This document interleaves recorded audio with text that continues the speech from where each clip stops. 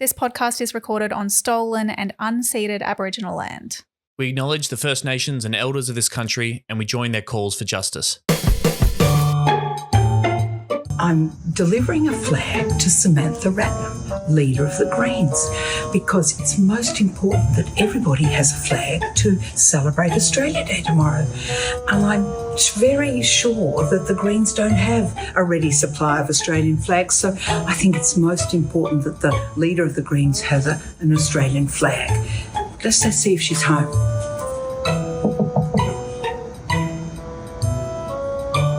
No answer. I don't think she is home. But anyway, Samantha, here's your flag. Happy Australia Day. This Liberal MP's first time door knocking. Terrified someone might actually be behind the door, like the way that she just kind of, it's the meekest little knock. And she's like, oh, no one's home. Oh, run. With the, like, basically ding-dong ditch, chuck an Australian flag there. She's like trick-or-treating with the Australian flag, or like leaving a bag of dog shit on Samantha Ratnam's.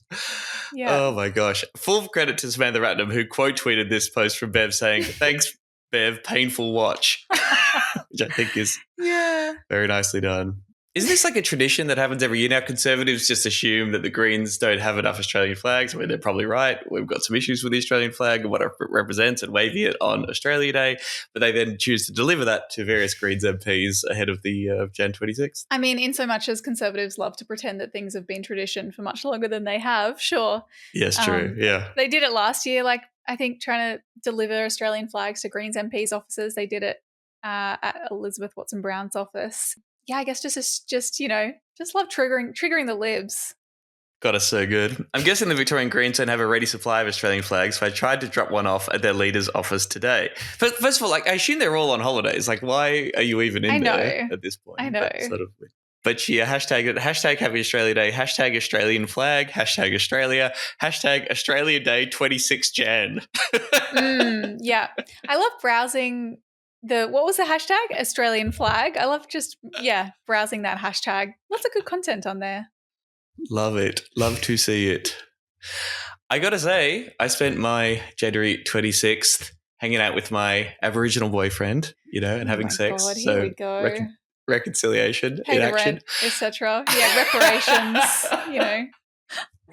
Good stuff. Anyway, we spent it around your neck of the woods, sort of, Mullumbimby and the Northern Rivers, and a bit of the Gold Coast as well. And way more Australian flags than I would have expected in the Mullum area. We drove past one house. Really? It looked like they were selling merch. It looked like they'd fucking raided Coles for all the Australian merch in the store and whacked it out the front of their house. They were loving it. I mean, people forget that it's not that long ago that Mullum was primarily like a rural, like it was like an agricultural town, a dairy kind of town. Right. And I think there are still some remnants of that who probably are like, fuck yes, I want to fly the Australian flag. I went and saw, quintessential emo band Hawthorne Heights last night, and the singer said, "Happy Australia Day," and the whole room cheered, and I was like, "Oh, that's interesting." I guess the emos aren't woke. God damn.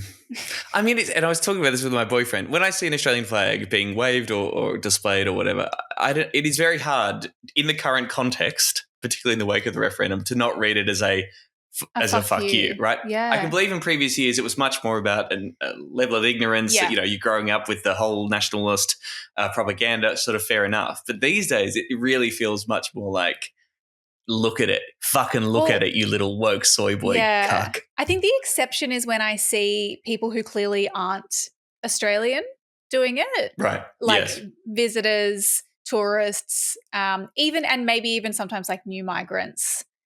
Right. Yeah, I feel like that's the exception because you think new migrants and people of colour aren't real Australians? That's interesting, Emerald. Oh wow. God, okay, fine. Damn it. Fucking got it. These people, these Greens, they are snake oil salesmen. They're a bunch of breathbags and a bunch of idiots, and I got no time for them whatsoever. If you want the dole for life, free marijuana, vote Greens. They want to destroy the social fabric of society. We're stuck with the hosts of Chapo Shithouse podcast. Serious danger to Australia. All right, right, I'm not going to move on and give you a chance to defend yourself. This is Serious Danger, a podcast about green politics in Australia. I hope that January 26th was good for you, / you found solidarity with other people, you marked the day of mourning, and you recommitted to the fight against colonialism and oppression, etc. Yes. This is not an official Greens Party podcast. It's made possible with the help of the Green Institute and produced by Michael Griffin. Wow. Holy shit. What a week. What a week. Things were quiet and now they're not. I know, we're straight back. Like normally prior to January 26th, things are very quiet and we're struggling to find anything to talk about. But this week, not so much. Scott Morrison is gone. We won, Emerald. We defeated him. We did it. Well, maybe this is skipping ahead slightly, but just a note, like we have been very prescient because and this is me plugging the Patreon as well. You should sign up to become a patron. It's just $3 a month. But we recorded an episode that's like a review of the Sky News documentary on the Liberals in power and goes a lot into Scott Morrison's kind of, tenure. And then he fucking announces that he's leaving Parliament. So we've got a Scott Morrison obituary ready to go coming out later this week for folks who want to listen, just FYI. Yeah. But he's gone. He's being punished for all his crimes by getting a, $600,000 a year job at some kind of defense contractor. Impeached. So yeah. Another victory for the left. Trump won the New Hampshire primary, Republican primary. He's definitely going to be the nominee for the Republican Party, and on all the polls suggest that he will defeat Joe Biden, but I guess we'll wait and see on that front. But certainly a second Trump presidency is fully likely. Great. The ABC's imploding and on fire. They got a new chair. This Kim Williams guy from News Corp, he was on my Q&A panel 1 year I did in Adelaide. He's got funny little glasses. Okay. Did the National Day on the invasion of the anniversary of colonial invasion and colonization. And just breaking the morning we're recording this, the International Court of Justice handed down its ruling on Israel's war on Gaza. And sort of everyone is spinning this the way they want it to be, of course. They stopped short of calling for a ceasefire, but they did order Israel to prevent genocidal acts and incitement to genocide, which is good advice for everyone, I would argue. Like, we should all be doing everything we can to stop that going on and to take immediate and effective steps to ensure the provision of humanitarian assistance to civilians in Gaza. So, I mean, it's the court saying there is credible evidence that a genocide might be going on right now in Gaza. They'll make the determination of that, a couple of years down the track. But basically they said, Israel, cut it out. We're watching you. Come on. Yeah. Yeah. It's good to get some clear direction on whether genocide is good or not and should happen or not. It's hard to decide. Thanks, ICJ. It's hard to decide sometimes.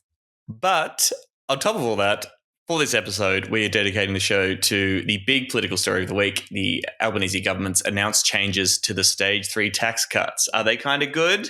Have they broken a promise? Is it because of the Greens? You're welcome. Is it because of our podcast last week talking about it? Who can say? I don't know. Some theories. We'll answer these questions and more. Big thank you to our patrons who have signed up, patreon.com/SeriousDangerAU. Thanks for supporting the show. Aidan, Lachlan, Gary, Paul, Gareth, and Josephine, we love you very much. If you don't want to chip in money to the Patreon, but you want to support the show, do us a favor, give us a 5-star review on your podcasting app, please. Stop what you're doing now. Just give us 5 stars. Leave a little comment. That would be really great. It does help spread the show, helps get it out there. Some losers have been giving us 1-star reviews, Emerald. Can you believe this? What the fuck? I wish you hadn't even told me this. Like, this is going to keep me up at night. Kaza29 said, woke lefty trash. Puff Skull. Puff Skull, because the brain is so big. Terrible stuff. And CJW wrote, trepanning does exist in podcast form. Have you ever heard of trepanning? Oh, trephination. Trepanation? Is that what it is? Trephination? Trephination or trephination, I see, is also known as trepanning.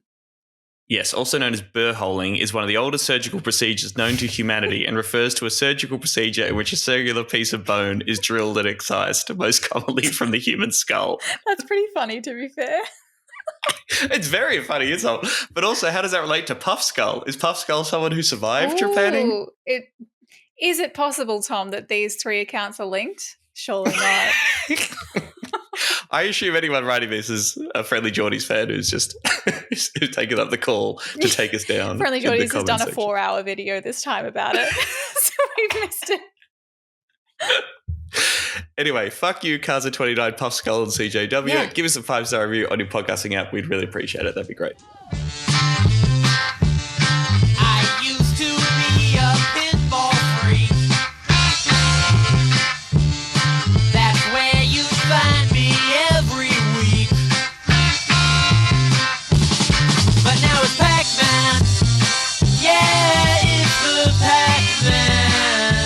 Alrighty, ding ding! It's stage 3 tax cuts time. Maybe before I get into it, are we allowed to call it stage 3 tax cuts? I don't know what else to call it. We had this conversation last week with Larissa Baldwin Roberts, who maybe rightly pointed out that just saying stage 3 sounds wonky and normal people don't know what it means.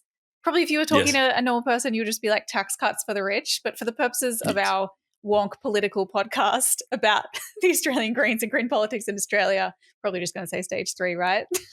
Stage 3. Yeah, we're cool. The people watching this, they know the deal. I think they know. Labor cabinet has approved a change to the stage 3 tax cuts. These are the ones for the richie riches. But it will have to come back to Parliament. It's looking like the Greens could potentially be in balance of power, I guess, on these, which is a pretty wild position to be in. Actually kind of exciting. But yes, difficult because it's another one. Are we going to make perfect the enemy of the good? Blah, blah, blah, blah. Question mark? Yes. So, okay. To recap what has happened this week, because things changed really fucking quickly, right? Like I was saying last week, it felt as though these were kind of a done deal, but then I guess I wasn't paying enough attention, and I'm not in the Labor Party, because by the start of this past week, like Monday, speculation began to swirl that perhaps Labor was going to back away from or change the stage 3 tax cuts, which, by the way, have already been legislated in 2019, voted for by Labor and the LNP, opposed by the Greens. Opposed by the Greens. That's interesting. Okay, yeah. Right. So we opposed the bad policy from the start and have consistently done so. Okay, right. Very, very unlike us. Yes. Because we're politically naive. The politically sophisticated thing is to support the bad thing for a long time and then at the last minute change your position on it. Well, circumstances have changed, Tom. Things aren't like they were. A few years ago, it was actually good to give the richest people in the country more money and the poorest people in the country nothing. Things have changed. Yeah. I barely remember 2019. It was a totally different time. Totally different. Like now we've got flying cars and and we've cured progressive cancer. Taxation is good again. Now, because at the start of the week there was this emergency meeting, right? So that was how we sort of started. It's like Albanese says, "Hey everyone, come back to Canberra. We've got to sort out this cost of living crisis. God damn it, emergency measures." And I think quite a few people, accurately pointed out this seems like bullshit, or seems like a way to lube everybody up for an announcement that's coming. Yeah. Well, but I mean, I guess, I didn't actually immediately clock that this was going to be related to the tax cuts. Like, I feel as though at first it was like, they're coming back for a special caucus to talk about cost of living. And there was some sort of discourse and analysis in the media that's like, you should look at the stage 3 tax cuts as opposed to just, I don't know, handing out some temporary cost of living relief, rebates, whatever it might be.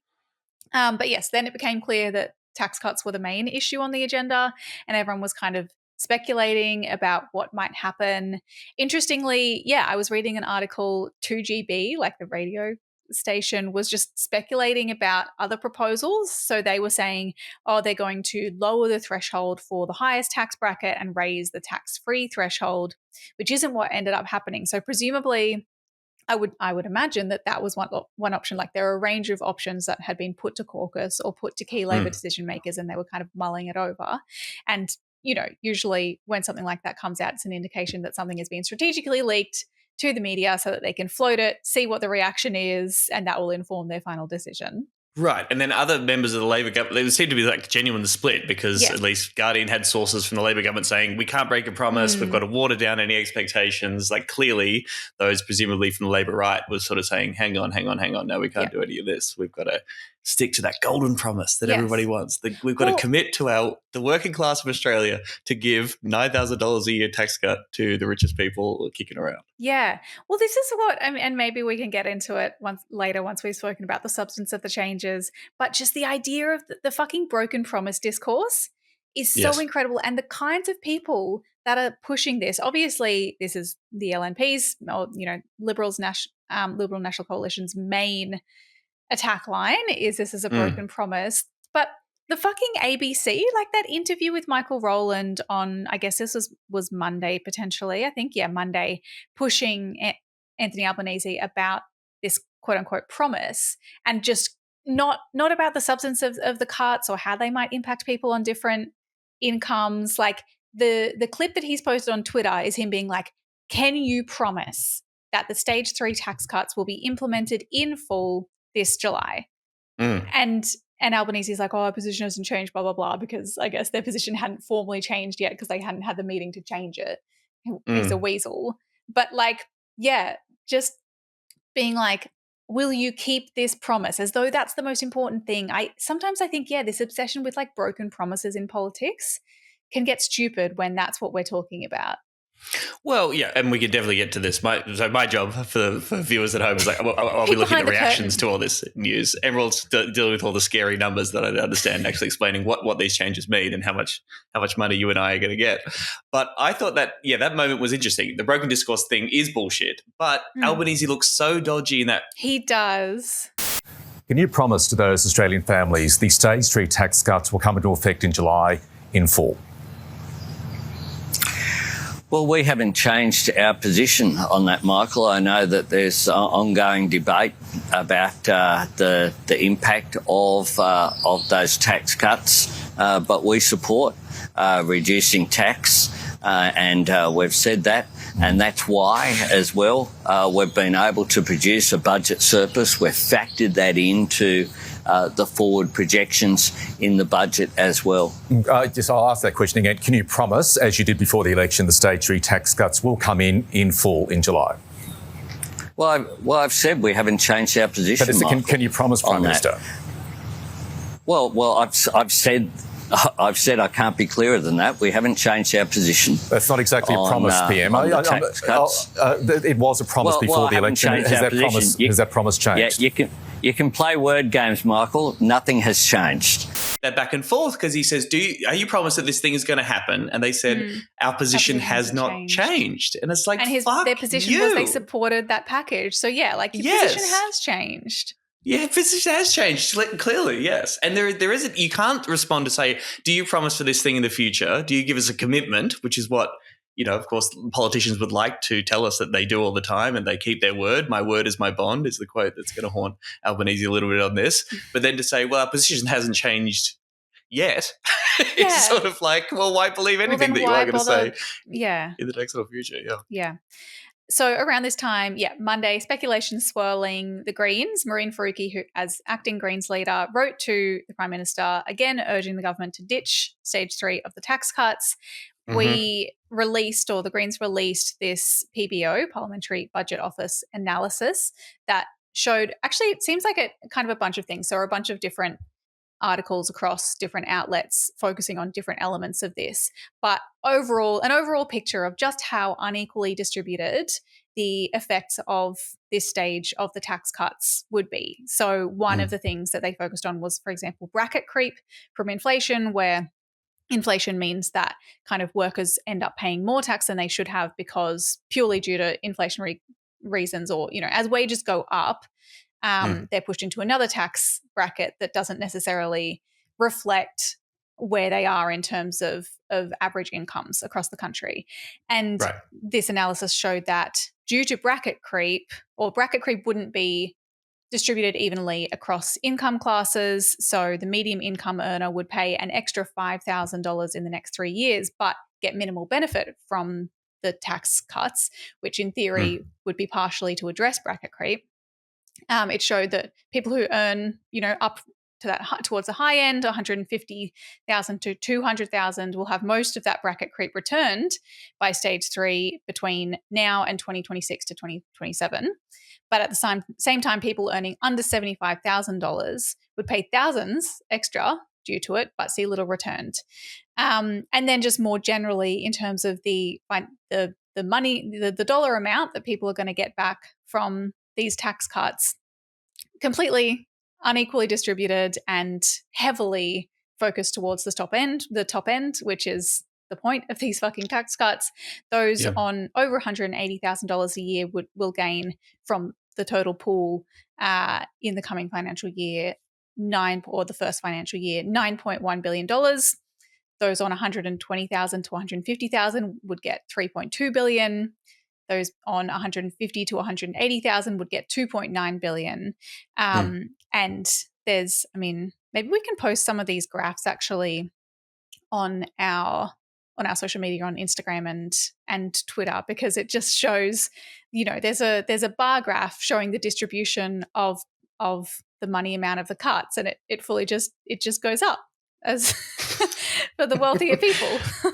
The richest people, the first financial year, the tax cuts were going to cost about $20 billion. So about almost 50% of the benefit was going to go to the highest income earners in stage 3. So, and we've been consistent on this. These tax cuts suck because they're unfair. They will widen inequality. They're also unaffordable, which again we can get to because that's still going to be a fucking problem, ripping all this money out of the public purse. They're gendered as well. They overwhelmingly go to richer men. They're bad. They're bad for heaps of reasons. And we've been saying that. And and because we think they're bad, we didn't vote for them. We're crazy that way, but that was our position. Yeah. Of course, yes. So Albanese keeps kind of drip feeding little, maybe we'll do this, kind of hinting at things.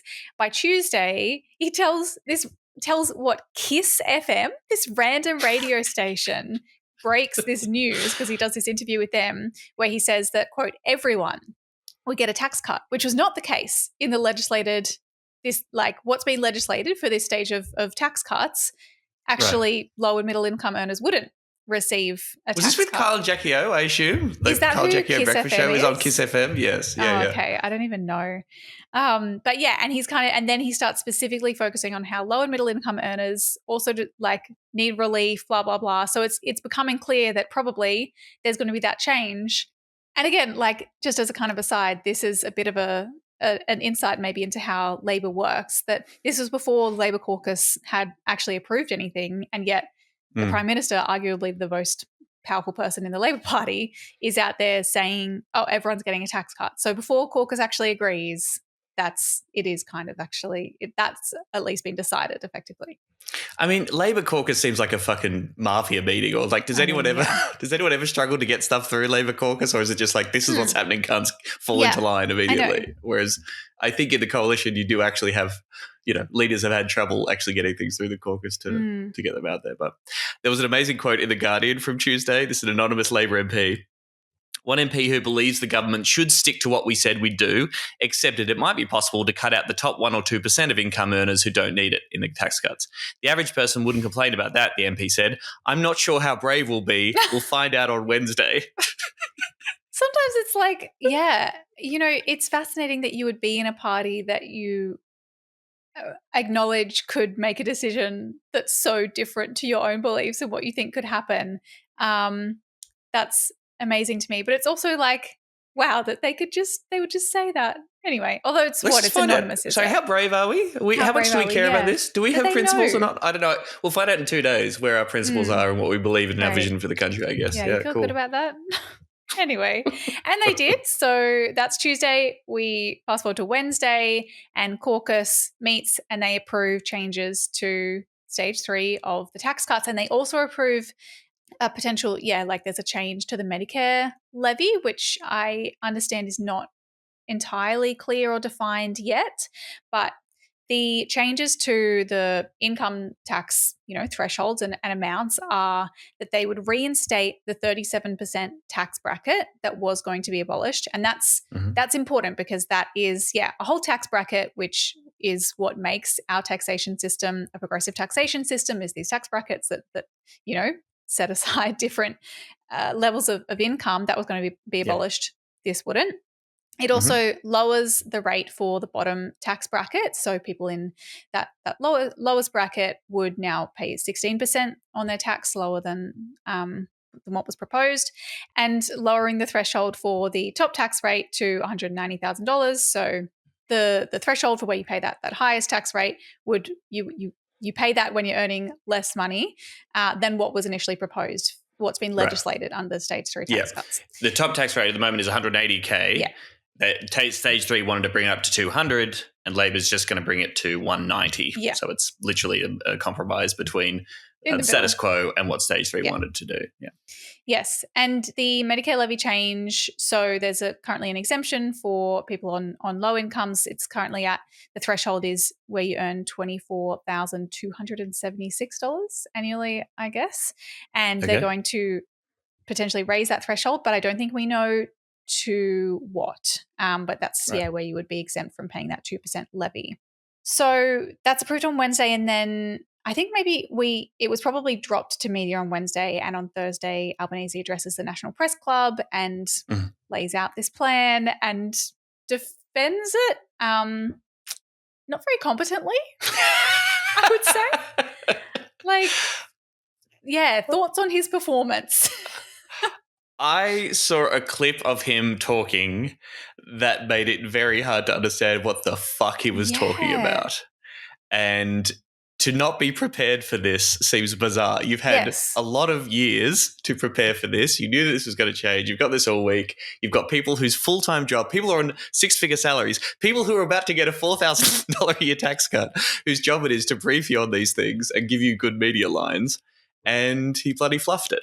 We found ourselves in a position where this was overwhelmingly the case as it was put. You know, and we didn't, were circumstances different? Then it certainly was not.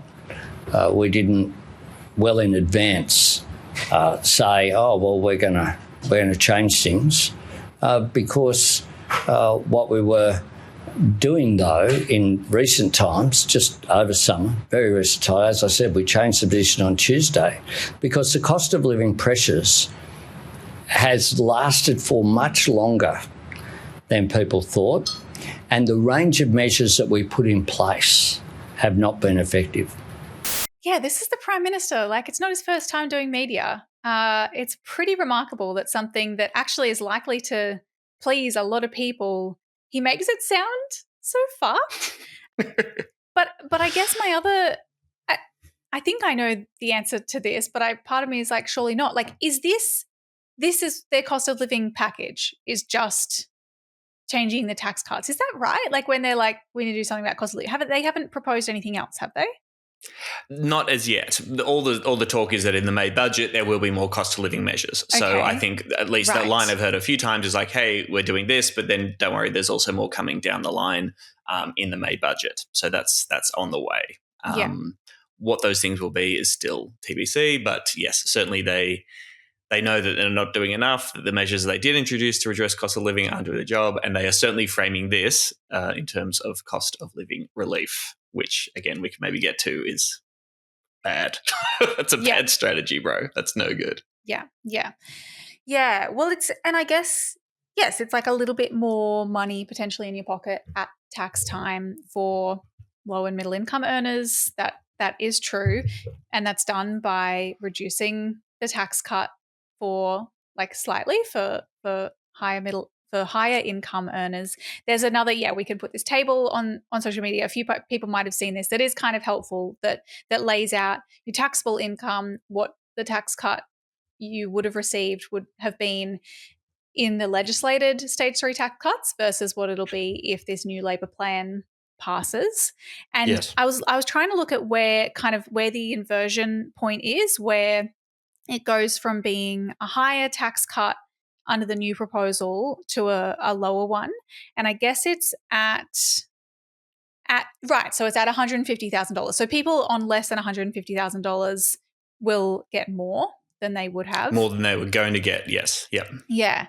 Whereas people over $150,000 get slightly less, but like still so much money. People on $200,000 or more would get more than $4,500, like $4,500 extra in their tax. Whereas, of course, again, the lowest income earners, people on, $40,654, $50,929, like,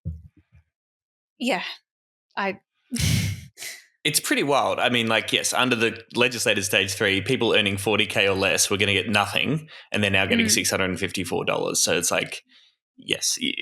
I mean, that's a good story to tell, and they can still frame it in this idea that everyone is getting a tax cut, which is still true, and why all the conservative attacks of this, that these are higher taxes, is ignoring the fact that you're still getting $4,500 less in your tax bill after these changes go through. Now, we can argue about whether that's still a good position to have. Yeah. But of course, yes, it really does ring hollow when people are saying these are higher taxes. Yeah. But, well, it makes it, absolutely. That's that line. I don't really understand how they can sell that. It's certainly, like, I would say it does just make it more difficult because it shifts the ground of the discussion or the debate onto whether tax cuts are the most effective or an appropriate measure to take in a cost of living crisis because of the nature of them being that, if you earn more money, you'll get a greater benefit because you pay more tax, as opposed to something like raising the job seeker rate, for example. Yes. Yeah. Or doing something about prices, right? The actual prices that are fucking killing people all over the place. Like, yes, you can have more money and take home more of your money in your tax package, but it would really help if the people who are setting the prices for stuff, the massive energy companies and the supermarket duopoly, weren't gouging us left, right, and centre. So that regardless of how much tax you're paying, it would be great to know that the people who charge us money for the basic things we need to live weren't taking us to the fucking cleaners every single day. Yeah. But it's a fundamentally, liberal proposal to go first to tax cuts because that is about being able to keep more of the reward for your effort and your hard work.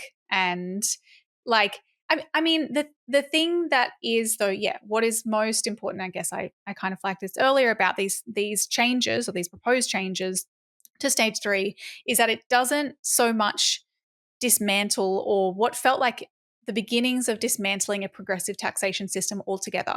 Like that proposal to just create a flat tax rate for such a huge breadth of income, like that's a really significant change to the way that Australia's taxation system works. And so being able to, if we can get rid of that proposal, that is significant. Like to be clear, right now we have a tax-free threshold under $18,201 per year. And then we have 4 tax brackets and stage 3 would have just wiped one away. Like so that people between, 120,000 and 180, like someone earning $45,000 and $180,000 would have paid the same. Exactly the same. Yeah, tax rate, same proportion to the tax. Yeah. Yeah. So yes, the fact that is gone is very good. Yes, and full credit to that. I suppose we can say that is a good thing. And I think perhaps throughout this conversation, we'll adopt both positions, which is this is good news in a way. This is way better than what was going to happen. But it still sucks that everyone's bad. Yes. And of course, what it still does is, and that, yes, this is where we get to the crux of the question, which is like, is this the best use of $324 billion? Because my understanding is it's just redistributing where that money goes, but it's still $324 billion spent on tax cuts instead of something else. Well, I think there is a slight change. It's $28 billion less. Yes. Okay. So, which of course the coalition is saying that Labor is piling on $28 billion worth of new taxes. Yeah. But yes, so it is less from the total. It's $28 billion. It's going to cost $28 billion less apparently over the next decade. Almost $300 billion. Yeah, though, so it's actually really it's actually really good and affordable. It's still a huge amount of money just ripped out of the public purse, which will inevitably lead to worse public services. All right, and this is the other big critique that the Greens have been making about all this lost revenue is going to be bad for society because public services are crumbling, and we could use public money to properly fund our schools and our hospitals and do things like bring dental and mental into Medicare, actually spend public money to make people's lives materially better and actually address cost of living pressures in a meaningful material way rather than just, giving out massive handouts and hoping that sort of solves the problem. And that needs to be there. And that critique has almost completely disappeared from the discourse. Everyone's just like, oh, we have to do tax cuts. Yeah. But the way we distribute the tax cuts, this is way better. So well done, Labor, as opposed to ignoring the fact that you're still giving away $300 billion fucking dollars and still giving $4,500 to rich people every single year. And forgetting the fact that this is stage 3 because we had stage 1 and 2. We've already had changes to the taxation system that are intended to address bracket creep. Like stage 2 lifted the thresholds across the board while maintaining a progressive taxation system. That's what stage 2 did. And in fact, stage 2, increased the existing low-income tax offset for people earning up to $66,000. It increased that from $455 to a maximum of $700. I mean, stage 1 had that temporary low and middle income tax offset, which they then ditched last year or a year before, 2022. And they could have kept that going, but they didn't. And so, yes, it is just the acting as though stage 1 and 2 didn't happen when we're talking about stage 3. Stage 3 is purely about cutting taxes for the wealthy. Like, that's why it was proposed. And now the Labor government is trying to somehow, keep it acting as though they voted for it for some good reason and it is needed in some way, noting that people don't fucking want it because it's not needed and we're in a cost of living crisis and that is hitting the poorest households. Like, also, is it passing stage 1 and 2 and we're still in this fucking horrific cost of living crisis just better evidence that tax cuts just don't actually we just need to try. touch the sides on this problem? I just need one more tax cut, bro. Just one more tax cut. Another hit, baby. Come on. We have a very tight budget to do what she's asking. We'd have to raise taxes. Raise way too high as they are now. Taxes are dead. It's your children's future. Oh, yeah, children are important. Yes. It'll cost you. Oh, the taxes. Right. It's not. You're going to raise taxes. Come on. All right, that's a good point. Yes. The taxes. The finger thing means the taxes. So what did people think? Tell me about the reacts. REAX, Tom. Reacts.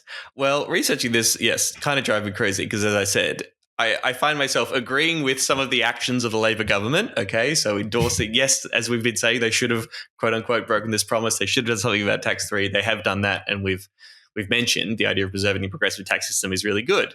I find myself agreeing with some of the critiques coming from the Liberal National Coalition, but also everyone is an idiot and I hate everyone. Yeah, except for the Greens. Right. So I think, as you mentioned, the Conservatives, people on the right, the coalition, they've gone off. They've done exactly what we expected them to do. And Peter Dutton has been out there labelling this a broken promise. It leaves Albanese with a huge credibility problem and that his leadership is terminal. Wow. On Thursday, Dutton told 2GB that Labor had blatantly, knowingly lied to the Australian public, likening it to Julia Gillard's promise not to legislate a carbon tax. Big Julia vibes. Well, he's the liar in the lodge now. The liar in the lodge. Okay, who came up with that one? Give him a raise and a tax cut. It's pretty good. Interesting that it's not like Tony Abbott promising to not cut Medicare at the ABC. It's weird that Dutton didn't mention that. No. But anyway. People have budgeted based on the Prime Minister's word, his bond. Have they? Have people on 180 grand? They have asked their well-paid financial advisors to budget based on that. Yes. Also, heaps of these people aren't even paying tax. Their taxable income is like 30 grand because of all the deductions and bullshit they've been able to do. So they're actually not that worried at all. Yeah, consultants have based their, marketing of their what is it? Wasn't this the stage 3 tax cuts? That was the thing that the fucking KPMG or whatever leaked their forward planning to their clients. Oh, yeah, right. Yeah, that's what they mean by planning. You give him a heads up. Now he's broken his word. Some may get a handful of dollars, but they lose it because of mortgage repayments that are higher under his government, and inflation will be higher for longer under this government. Okay, Peter, could do something about mortgage repayments being higher. Yes, interesting. Dutton said if Albanese is preparing to lie to your neighbour, you're next, which I think is a very interesting line. So I assume first he means they came for the tax cuts, and I did not speak up because I was not on over $200,000 a year. Because they could not make enough deductions to get me under 150K.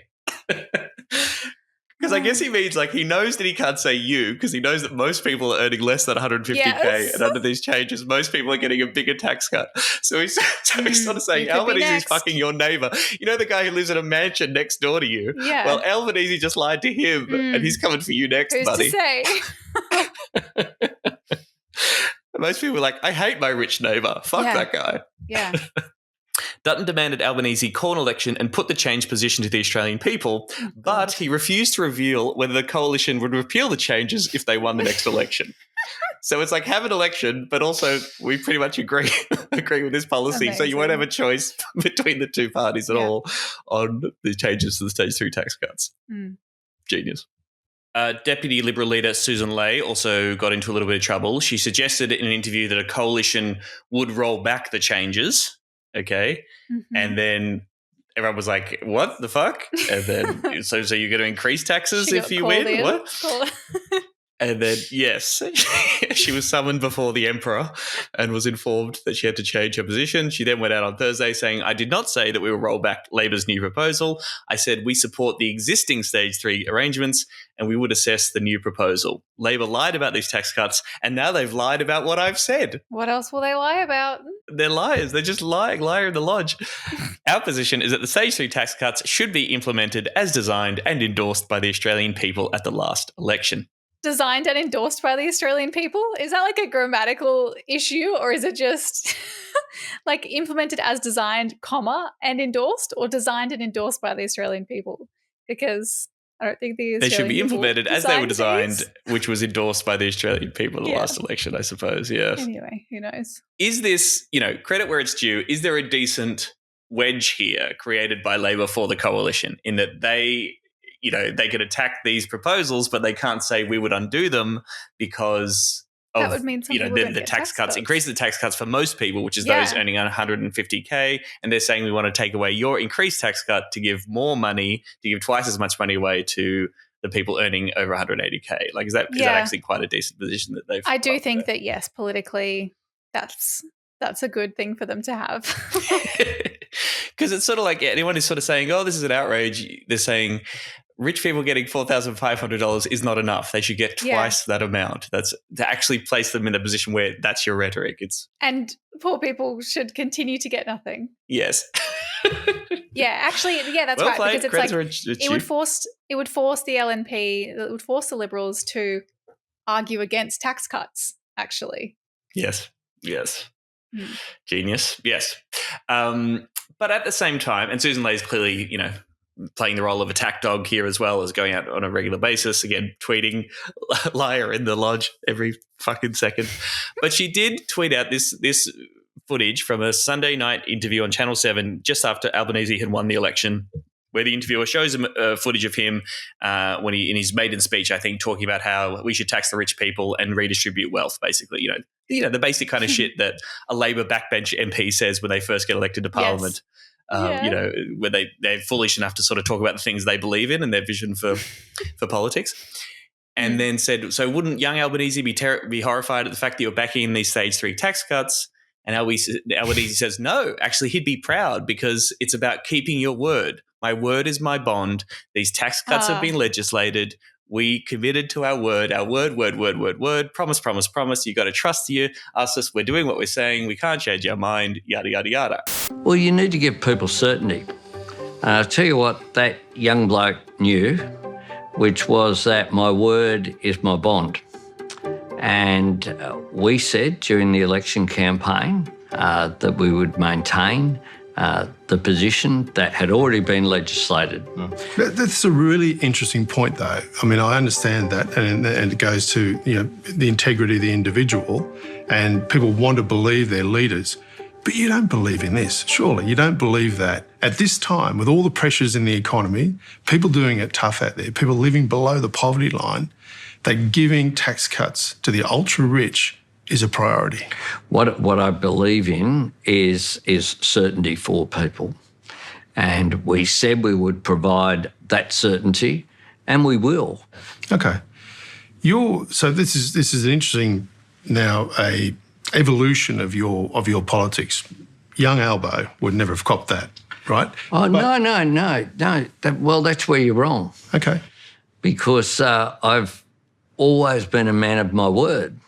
And I believe that when you go to an election and you make commitments, you should stick to them. And I watch that clip and I go, you're absolutely right. We can talk about the severity of the broken promise, but yes, this is blatantly dishonest and shitty, and it didn't have to be like this, and you put yourself in this position, Anthony Albanese. So sorry, mate, but you get a couple lot of this. But they only put themselves in that position because they created the obsession with having to, quote, keep promises rather than do what's fucking right. Yes. I mean, they shouldn't have voted for them to start with, of course, and then they wouldn't have a stupid promise to keep.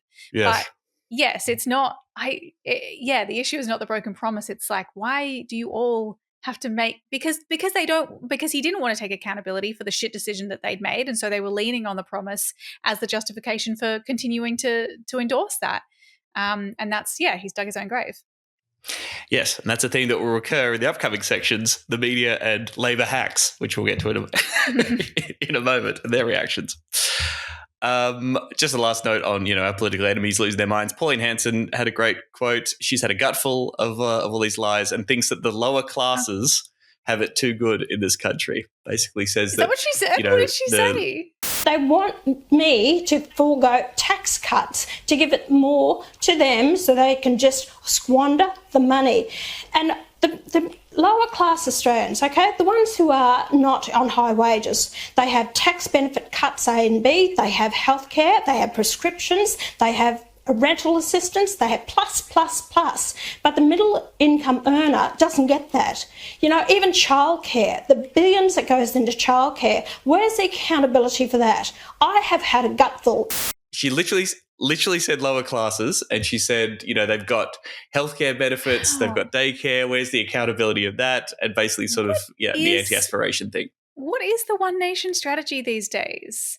They really seem like they're just heading for oblivion. No strategy, Emerald, at all. Yeah.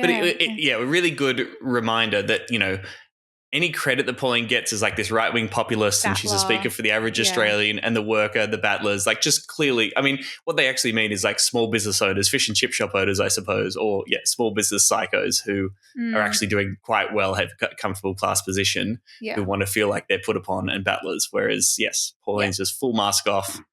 Poor people have it too good, and we should be giving taxes to rich people. No one wants to work anymore vibe. Yeah. Reactions from the media. Of course, the Murdoch media hit the emergency button. They had a grand old time, really feeling themselves. Front page of The Australian, Albanese's tax ambush. Front page of the Daily Telegraph, stage 3 tax cut betrayal. How can we ever trust this man again? Girls, when your man lies to you? And yes.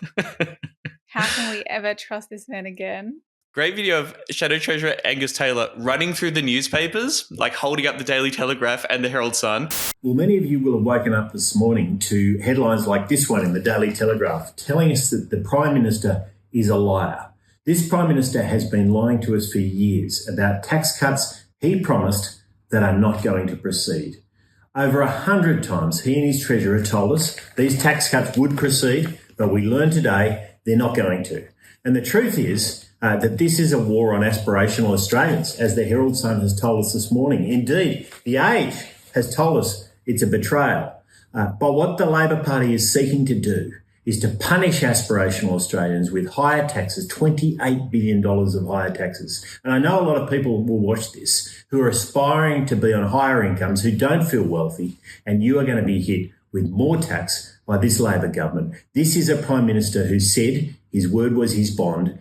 That word is worth absolutely nothing. Which is just an incredible racket from the Conservatives. So you've got this Murdoch media empire that just runs the Conservative lines. And then the Conservative politicians could hold up the papers and go, look what's in the news. Exactly what we believe. It's like how Labor feeds, attack stories about the Greens to the media, and then when they get the headline that they want, then they get to print that on their flyers, and that's their entire political strategy. It's amazing. A little meme. Media is so good. It was also very funny to watch a whole bunch of people fuming about these changes and just knowing that they've all found out that their tax cut has been reduced by about $4,000. Yeah. Dr. Peter Van Onselen, an Albanese Labor government will deliver the same legislated tax relief to more than 9 million Australians as the Morrison government. Joint statements by two politicians who can never again be trusted, the PM and the Treasurer. So they could be trusted before this. You really believed in them, but this was the last straw. They betrayed you personally. Once again, revealing media like press gallery brain of like, oh, we trust the government, we trust our politicians. You should not trust any of them. They are your enemies. Them. Yeah, they're all lying to you. All governments lie. This is this should be you print that out, whack that on every fucking wall in the press gallery at every office of the SMH, the Murdoch, and even the Murdoch media. All governments lie. Yeah. Your job is to hold them to account. Don't trust them at all, you weirdos. That's the job. Yeah. Great piece from Caleb Bond, of course, at news.com.au. Did you see any of this going around? No. Did this come across your desk? I mean, I like Caleb because he just says he's just like, again, mask off, uncut, raw, conservative brain. He doesn't care about politics or like how this makes him come across or whatever. He's just like spouting out conservative talk lines as he sees it, which is very helpful. The piece was titled, Aussies earning over $135,000 do deserve a tax cut, actually. And they are getting one. They are actually getting one. It's just slightly smaller than the one they're getting one, but they do deserve more one. Earning $135K a year does not make you rich. Mm-hmm. Sure, you might be earning more than some.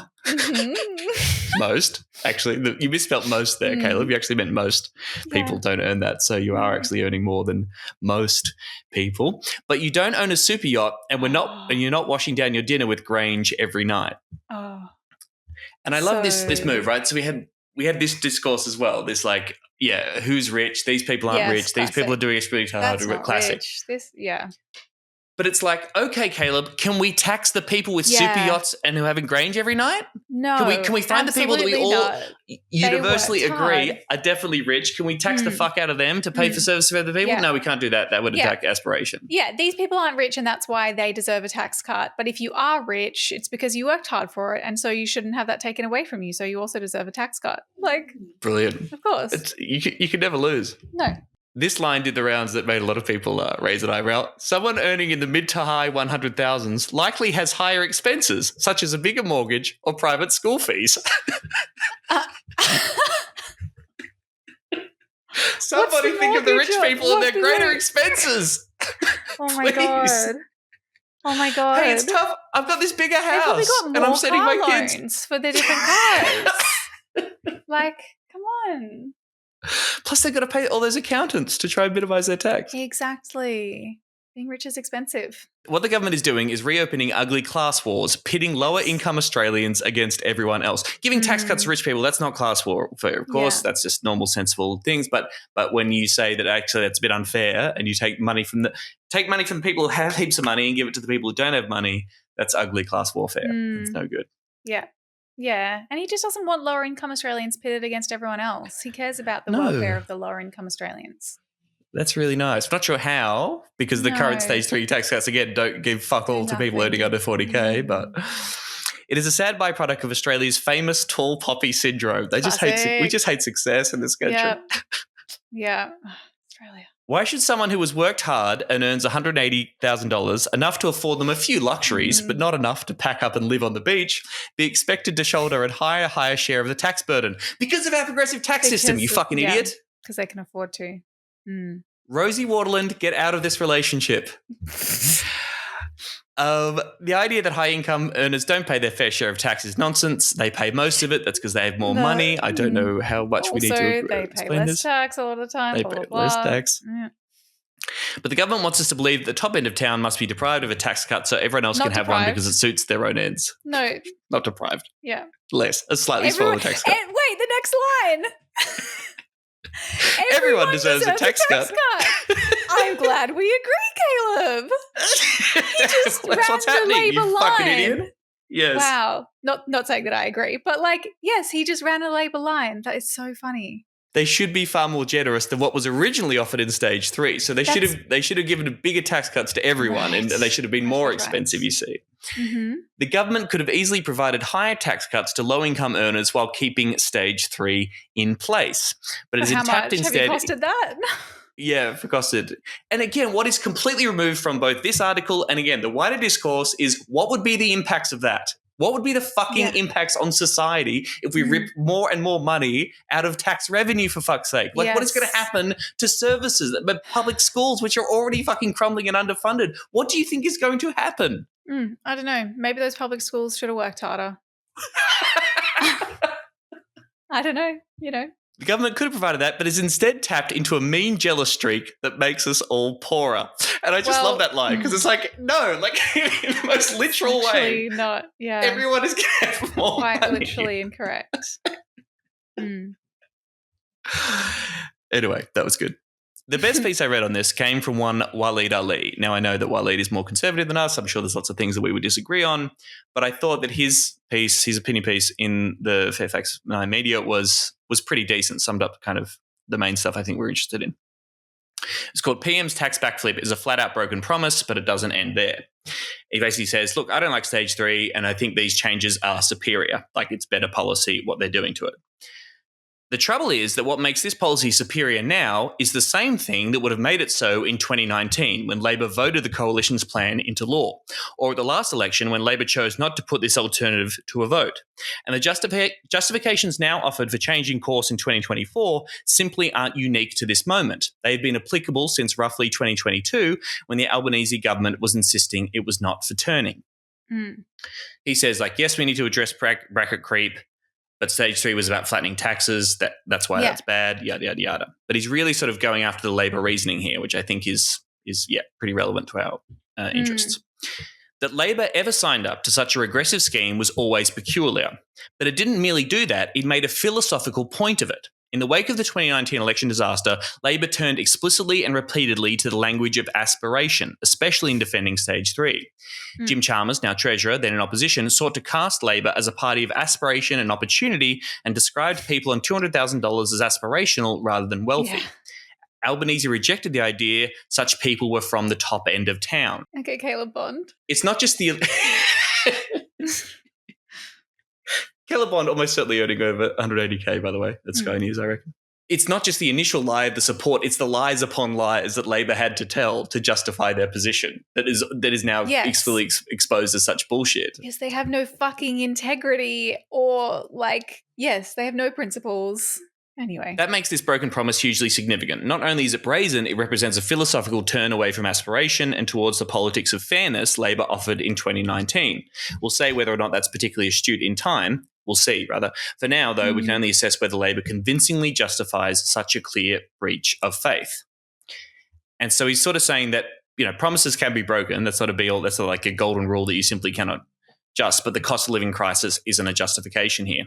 COVID, the consequent inflation, rapidly rising interest rates, and Russia's invasion of Ukraine, all of this was in play during the 2022 election campaign, during which senior Labor politicians were asked repeatedly whether they would revise their position on stage 3 tax cuts. The answer, again and again, was no.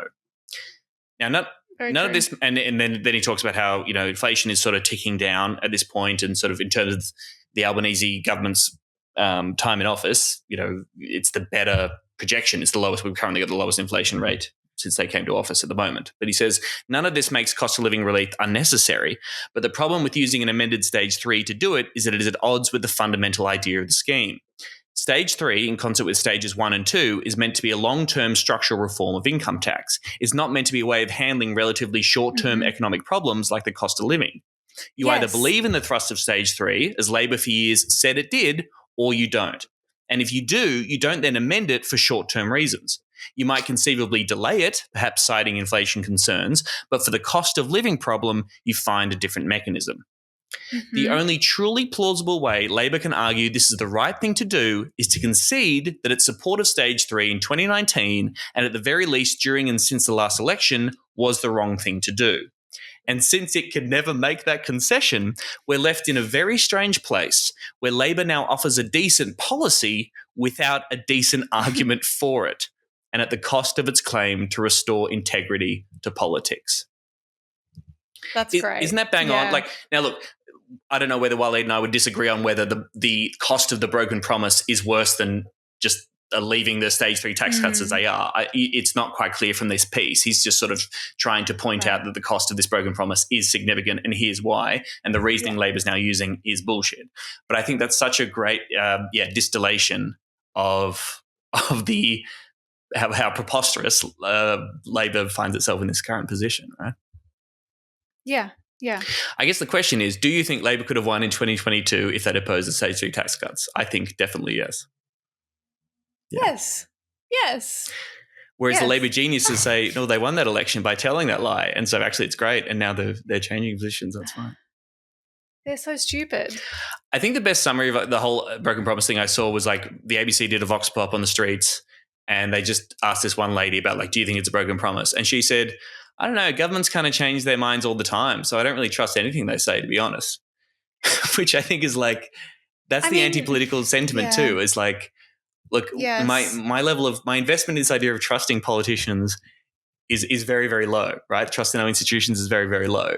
So if they make a pragmatic decision and that decision results in me being able to, keep more money during this cost of living crisis, that's fine. I don't care about this broken promise thing because this promise thing the Labor Party certainly has shown itself to be untrustworthy generally. So I treat every commitment they make with skepticism, you know?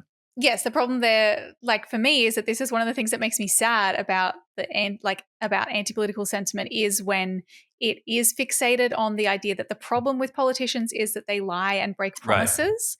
When, like, to me, the problem is that politicians do exactly is what they do because of what they believe in. It's not necessarily the broken promises. And I think that comes from the media hyperfixation on the promises and, they've changed their mind. Will they flip-flop on this? You know, will they break that promise? Oh, they said this, but now gotcha, they're saying this other thing, instead of focusing on the substantive policy and the impacts that it will have on people. And that is why, the majority of what people see about politics is, they've broken a promise. And so they're like, it's just broken promises. And I'm like, I wish that the media didn't do that so that we could dig deeper into, what they've done is given the rich a massive tax cut instead of doing things to make poor people's lives better. Yeah. Well, I mean, the stage 3 broken promise is far less concerning than the betrayal of Labor principle that was supporting the stage 3 tax cuts. Yeah, exactly. Okay? Exactly. But So they don't ask about that. They're not doing vox pops about that, are they? No. And so, of course, again, people are like, well, they do this all the time. So you keep telling me. Right. That's all I know about politicians is they lie. Yes. But we see sticking to principle being rewarded. Again, I take you back to the 2022 election when Albanese said people on the lowest wages shouldn't go backwards in this cost of living crisis. The media class lose their mind. All the economics people lose their mind.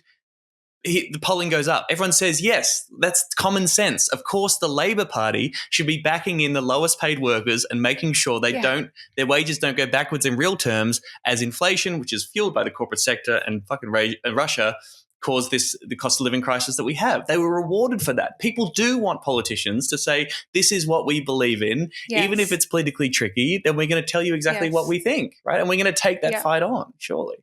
Yeah. Anyway, they haven't done that, the Labor hacks. The government, of course, is saying, yes, is focusing on the material benefit and saying tax cuts are great and waving away any criticism for the opposition, pointing out the confected outrage, negativity, conflict and division of the opposition.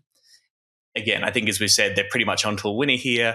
Any criticism can be countered by saying we're giving everyone a tax cut and people under 150K are going to get more money than they already were. So it's a pretty good response. Yeah. Yeah. But again, as Wally Daly pointed out, this whole, when the facts change, my mind changes bullshit is ridiculous. It was never a good idea to give away shitloads of money in tax cuts to rich people and rip more than $300 billion out of the public purse over the next decade. It was always a bad idea. Labor should never have supported it. So fuck you. Yeah, that hasn't changed. There seems to be 2 Labor hack positions. The first of all being they can't change stage 3. It'd be a broken promise. So all those people that were like, it's a broken promise, it was a broken promise. Remember, like when the Greens were saying they should change their mind on this, we were told by a whole bunch of people saying, no, that would be a broken promise. They're now saying, that doesn't matter. So the same people who set up that challenge is sort of saying, don't worry about that. And they're amazed and clutching their pearls that their political opponents and the Murdoch media would criticize them for breaking a promise. Very strange. How could they? Yeah, the facts changed. Then there's another one, which is, see, we told you they were going to do something awesome about stage 3. Pleasantly surprised. Pleasantly surprised. Yes, pleasantly surprised. Not increasing job seeker, by the way, but you'll be pleasantly surprised that we're only giving rich people $4,500 a year. Yeah. I also don't think this was even ever one that Labor hacks were like, don't worry, they won't. Like, they'll get rid of that, of this one. They had no fucking idea. They're like, they'll raise job seeker, or they'll stop Adani, they'll blah, blah, blah. This one, though, they were like, well, what can you do? Yes. Well, yes, it was one or the other. I certainly see a lot of people being like, don't worry, Albanese's cooking up something good. They can't possibly actually wave this through. Or it was always, it doesn't come into effect until the 1st of July, yada, yada, yada. So yes, true. Yes, they're not coming. They're not here yet. There's still time. And I guess. But of course, it's just like Labor can never lose, right? So if Labor promises something right wing before an election, it's either they have to do that to win the election or don't worry, they're just saying that now. They are lying. They will change that once they get into office. And, of course, if they get into office and they don't change that conservative position, which they're not doing on, approving fossil fuel projects or torturing refugees, yada, yada, yada, well, that's just politics. What can you do? The Labor Party can never fail us. We can only fail the Labor Party. So true. Some people were celebrating. Labour-aligned think tank Per Capita sent me an email saying the Albanese government's new tax package is a win for fairness and good policy making. It wouldn't have happened without the work of the Per Capita community, and that includes you. That's me. Oh, Per Capita community. I identify as a member of the think tank community. Yeah. Yeah. The team at Per Capita could not be more delighted with the long-awaited changes to the damaging Stage 3 tax cuts designed and legislated by Scott Morrison, supported by the Labor Party and voted into at the last election. That's the whole fucking point. But anyway. But the idea it's good policy making is truly insane. Again, Per Capita ignoring the fact that this is still ripping billions and billions of dollars. You don't have to do out these. of the public purse. Very wild. All right, I think we're running out of time, and I could probably do an hour and a half on the Van Badham piece on the Stage 3 tax cuts. It's an incredible insight. Maybe we'll find time down the track to revisit it. It's really extraordinary.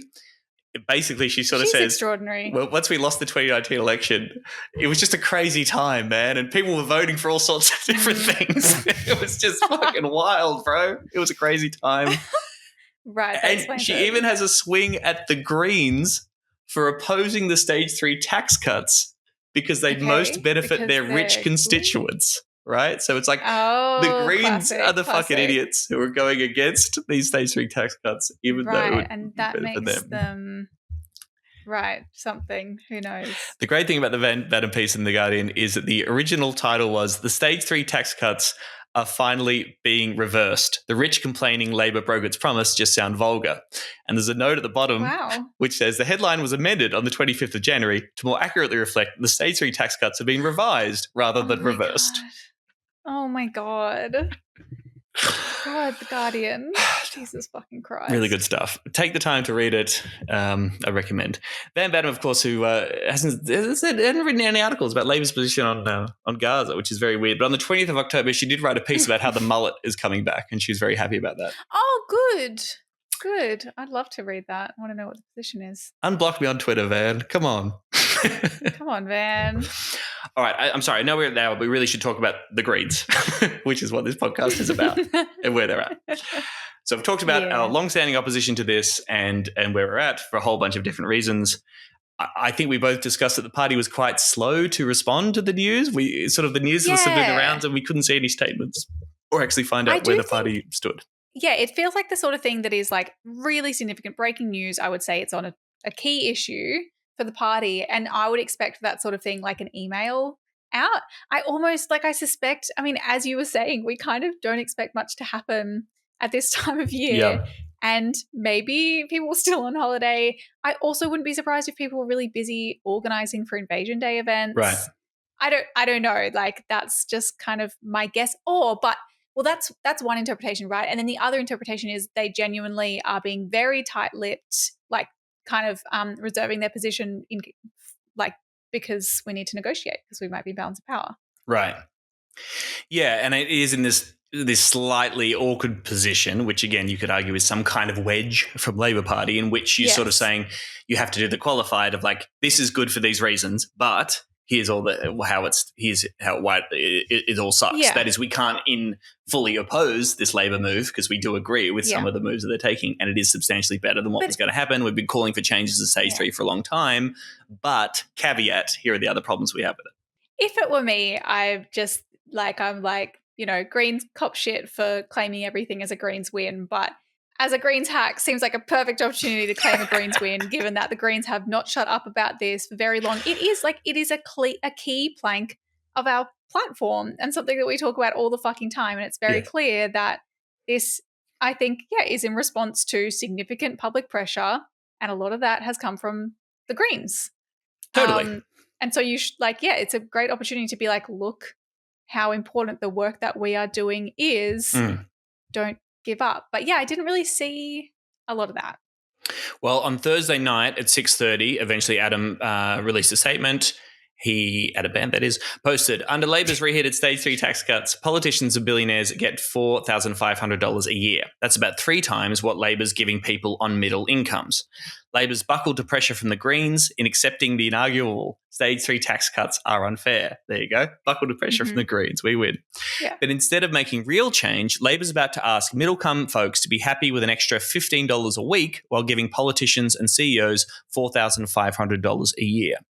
Now, when he says that, does he mean $15 a week total or $15 a week more than what they would have got under the last legislated things? I don't know. I don't know what the maths is. Maybe he just means total. Yeah, I'm not quite sure. What is the maths on that? Very quickly. 15 times 52 is about $780. So, yeah, which is the total amount of tax cuts that some people would be getting. Yes. Right? Yeah. Average rents have gone up almost $100 a week under Labor, mortgages nearly $200 a week. The extra $15 a week will get swallowed up by Labor's housing and rental crisis. People on JobSeeker are still below the poverty line, same with people on DSP. Most people on income support will get between nothing and a couple of bucks from these tax cuts.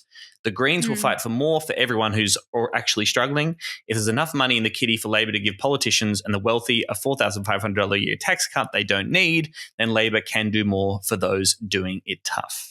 Yeah. I mean, look, yes, it's easy enough for me to sit here and be like, our response should have been quicker and we could have done this, this, and this. But like, you're right. It's hard to message and it happened very quickly. And it's like, yes, how do you use a partial win to motivate rather than demotivate a base into being like, oh, okay, we don't need to care about this so much anymore.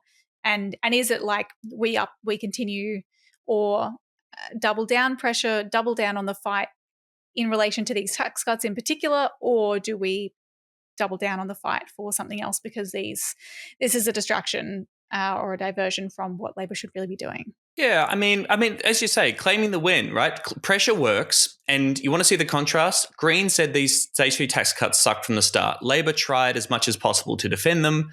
And in fact, Albanese is even saying now, hey, if circumstances were different, we would have loved to carry on with the tax cuts as they are, right?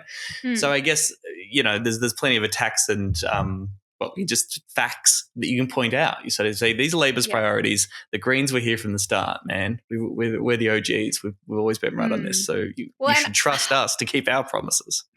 I mean, not to be Queensland-centric and think everything's about me and my state, but I do think it's interesting that I think even, in relation to the tax cuts potentially, Queensland Labor has been kind of having a go at the feds as we get closer and closer to the state election, where they are very, existentially threatened by the Greens in a number of inner city and even kind of just outside the city seats. And now that this change has been made, the new Premier, Stephen Miles, is in the Courier Mail saying what a great decision this is by Labor. And he was saying something like, oh, there's a lot more millionaires in Sydney than in Brisbane or in Queensland or something like that.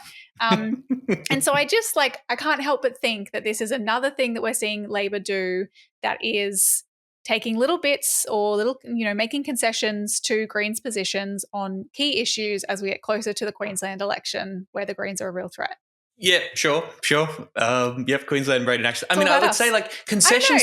It's almost like not even concessions to the Greens. It's just concessions to the left and actual progressive policy. You know what I mean? Well, it's things that make it harder. Sure. Yeah, it's things that make it harder for the Greens to use their key attack lines on Labor or key battlegrounds for the Greens. Yeah. Okay, we could be in balance of power. Do you think there's a strategy there? The other thing, I guess Adam's sort of strategy. Just suggesting that we'll be fighting for more tax cuts, or you say, hey, don't give $4,500 to rich people, but raise our support payments above the poverty line. That would be good. I mean, again, in the press club, I think Albanese was asked about income support payments, and he said, no, we've increased it heaps, and we've actually been making a real difference to people who are struggling, which is just a blatant fucking lie. I don't know. Is it another opportunity to be like, yep, if rent freeze? Is everything just, yeah, sure, if rent freeze and cap? Yeah, great. I don't know. Or is it dental into Medicare? Dental into Medicare. I mean, again, the challenge really is that we also need to be talking about taxing more. We are one of the lowest tax countries in the OECD in Australia, right? We are constantly told by rich people and the corporate media that we're being taxed to the hilt. That's not actually true at all. I do not know of a magical society that has low taxes and amazing public services because it doesn't fucking exist, okay? Yeah. In Scandinavia, where the quality of life is substantially better, it's a much higher tax burden, and we have to be unashamedly embracing the idea that taxing wealth particularly, not just income indeed, but taxing wealth to guarantee a better life for everybody else is good. We don't do it enough in this country, and we should do more of it. I mean, that's perhaps the biggest difference between the Greens and Labor, right? Labor's certainly not interested in increasing taxes anywhere, it seems. Yes, well, this is I think we've maybe spoken about this at some point on the show before, but yes, there's a whole other kind of ideological question around the differentiation between income and wealth tax, and whether we should, even as a socialist party, be, whether we should be talking about income tax so much or caring about that so much as we should be really focusing on wealth tax. Yeah. I mean, Albanese used to believe in the Buffett rule, which is like basically a floor, like a basic level amount of tax that everyone should pay, no matter how many deductions you can pull out of your ass. Yeah. Of course, he's abandoned that now that he's the Prime Minister of the country. But it'd be great. But if there is a level of courage that Albanese has found, and I think at the press club again, he said, people are struggling. I'm the Prime Minister. I'm going to do something about it. You sort of go, you fucking got it. You got it, Albanese. That's absolutely correct. Now do more, please. Yeah, more of that. We'll see.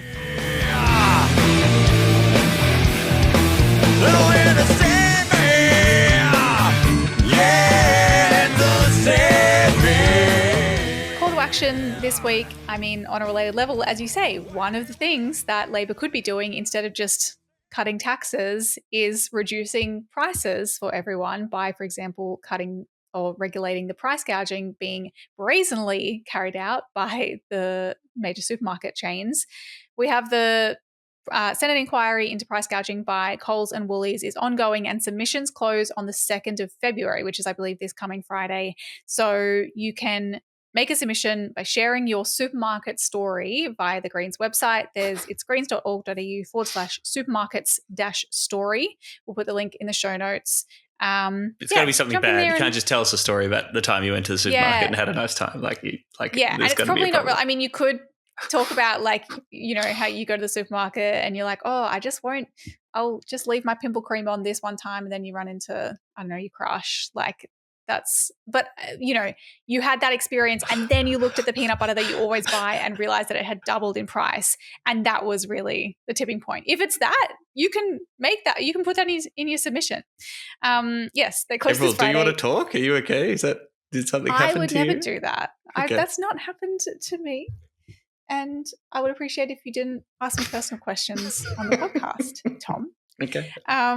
It's in my submission. And only it's between me and the Senate inquiry. So have I got this right? There's a Senate inquiry, which the Greens secured. Yay. Thumbs up to that. Yay. There is also an ACCC inquiry. Oh, yeah, because now everyone's fucking on board. And Craig Emerson's been pulled in to review the pricing system, like between the farmers and the duopoly, I guess. I guess everyone's caught on that the supermarkets suck. Yeah. Yeah, and the state government is also, again, this is another Queensland Labor in state government have been having meetings with them or something, and I don't know. Great. But yes, this is the Senate inquiry that the Greens set up. So pay attention to this one. Thanks very much for listening to this full big chock-a-block episode after a massive week. We appreciate it. Fuck the 1-star haters. Give us a 5-star review. Send us an email anytime. hello@seriousdangerpod.com. Suggestions, thoughts, feelings, beliefs, emotions, prizes, anything. Send them through. We'd love to hear from you. If you don't leave a 5-star review, the 1-star haters win. Yes. That's like a Democrats email kind of style leave us a review thing. If you don't follow us at Serious Danger AU on Twitter, Instagram, TikTok, and YouTube, Trump wins. The Liberals win. You can find links for all these things and more at seriousdangerpod.com. I think that's it. Bye. Bye. Serious Danger Australia.